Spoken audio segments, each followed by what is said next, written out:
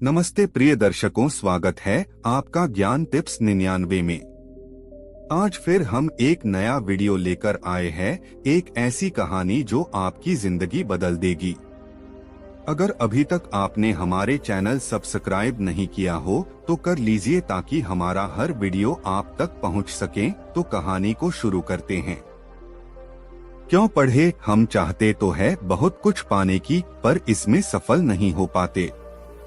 क्या कोई ऐसी तकनीक या विधा है जिससे कि हम जो पाना चाहते हैं उसे हासिल कर पाए? हाँ, एक ऐसी विधा है जिसका ज्ञान बहुत कम लोगों को है और 100 में से केवल 2 से 3 लोग ही इसे सीख पाते हैं। क्या आप उन 2 से 3 लोगों में से हो जो इसकी काबिलियत रखते हैं? आज ये कहानी आपकी आंखें खोल देगा और आपको असीम ज्ञान देगा जिसका उपयोग बहुत कम लोग ही कर पाते हैं। एक साधु घाट किनारे अपना डेरा डाले हुए था। वहां वह धुनी रमाकर दिन भर बैठा रहता और बीच बीच में ऊंची आवाज में चिल्लाता, जो चाहोगे सो पाओगे, जो चाहोगे सो पाओगे। उस रास्ते से गुजरने वाले लोग उसे पागल समझते थे। वे उसकी बात सुनकर अनुसना कर देते और जो सुनते वे उस पर हंसते थे। एक दिन एक बेरोजगार युवक उस रास्ते से गुजर रहा था। साधु की चिल्लाने की आवाज उसके कानों में भी पड़ी, जो चाहोगे सो पाओगे, जो चाहोगे सो पाओगे। ये वाक्य सुनकर वह युवक साधु के पास आ गया और उससे पूछने लगा, बाबा, आप बहुत देर से जो चाहोगे सो पाओगे चिल्ला रहे हो। क्या आप सच में मुझे वो दे सकते हो जो मैं पाना चाहता हूँ? साधु बोला, हाँ बेटा, लेकिन पहले तुम मुझे ये बताओ कि तुम पाना क्या चाहते हो। बाबा, मैं चाहता हूँ कि एक दिन मैं हीरों का बहुत बड़ा व्यापारी बनूं। क्या आप मेरी ये इच्छा पूरी कर सकते हैं? युवक बोला, बिल्कुल बेटा, मैं तुम्हें एक हीरा और एक मोती देता हूँ, उससे तुम जितने चाहे हीरे मोती बना लेना। साधु बोला। साधु की बात सुनकर युवक की आंखों में आशा की ज्योति चमक उठी। फिर साधु ने उसे अपनी दोनों हथेलियां आगे बढ़ाने को कहा। युवक ने अपनी हथेलियां साधु के सामने कर दी।